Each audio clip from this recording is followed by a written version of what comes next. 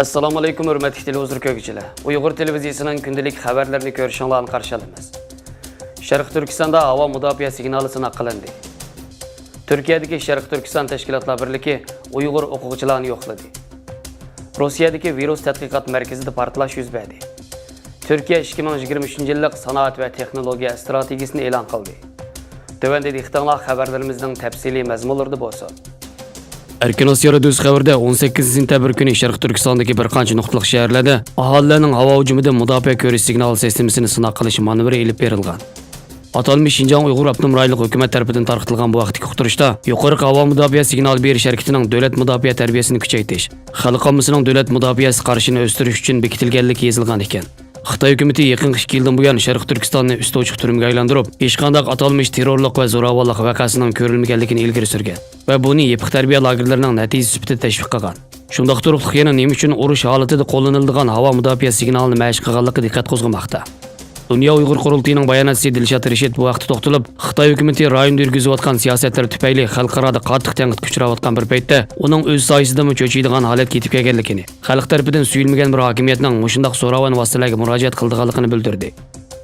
Sharq Turkistonni yaqinda ziyorat qilgan arab jurnalisti Joriy xonim, soqchi mashinalarining kunda bir qancha qitim qarorlik holda shahar ichida bekordan-bekor signal berish orqali sun'iy jiddiychilik yaratadiganligini va buni atalmış razil kuchlarni qo'rqitish nomi ostida qiladiganligini bildirgan. Ma'lum bo'lishicha, havo mudofaa signali oldin signal va havo hujumi signali degan ikki tur bo'yicha Urumchi, Sanji, Shixanza, Qarmay, G'o'lja, Ko'rla, Cho'chak, Qumul, Turpan, Aqsu, Qashqar, O'rtala, Xotan, Atush va Oltoy qatorliq joylarda elib berilgan ekan.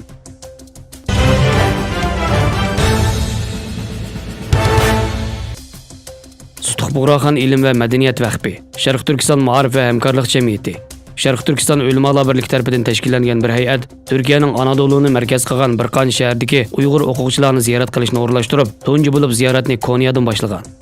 Sutuq Buğraxon ilm va madaniyat vaqfisining Konya sho'basining ochilish va o'quvchilarning o'qishni boshlash marosimida qatnashib, o'tgan yili o'qish natijasi a'lo bo'lgan o'quvchilarni mukofotlash maqsadida oldi bilan Konya shahar boshlig'i bosh kotibi, Konya muftiysi shundaqla Konyadagi Uyg'ur jamoati ko'ngil bo'layotgan tashkilot va jamiyatlarni, Konyadagi danglik universitetlardan biri bo'lgan Najmuddin Erbakan universiteti, oxirida Konya yerlik tashkilotlari birligini ziyorat qilish bilan boshlandi. Ziyorati bo'lgan o'rinlarda Uyg'urlarning hozirgi umumiy ahvolini bayon qilish bilan birga shu rayonda turayotgan Uyg'urlarga, bo'libmi Uyg'ur o'quvchilarga alohida ko'ngil bo'lish masalasi muzokara qilindi. Sutuq Buğraxon ilm va madaniyat vaqfisi aloqa qilib turayotgan Uyg'ur o'quvchilar Najmuddin Erbakan universiteti, Seljuk universiteti, Qaratoy universiteti qatorliqlar.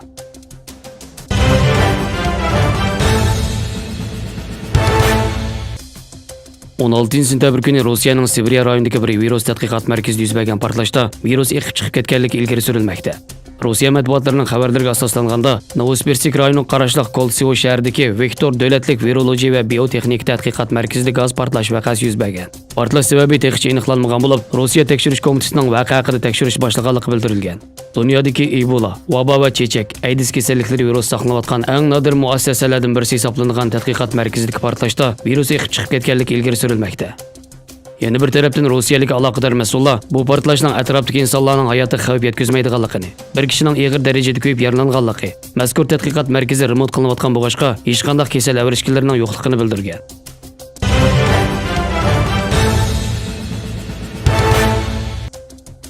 Sanoat va texnologiya ishlar ministri Mustafa Varank tunugun poytaxt Anqarada chaqirilgan sanoat va texnologiya strategiyasini tunishtirish yig'inida Turkiyaning 2023-yillik sanoat va texnologiya strategiyasini tunishtirdi. Mustafa Varank qilgan so'zida milliy kirim jihatdan pishiqlama ishlama kasb bo'lishini 2023-yilga borganda 21% yetkazishni nishon qilayotganliklarini ta'kidlab, Turkiyaning texnologiya sohalarida yer shari xarakterlik markaga aylangan kam deganda 23 aqlliq mahsulot ishlab chiqarishni nishon qilyapmiz. Ulug'vor nishonlarimizga yetish uchun strategiyamizda 5 asosiy nishon va 23 qo'shimcha nishonni belgiladik dedi. Xabarlarimizni ko'rganingizga rahmat. Ko'rishguncha omon bo'linglar.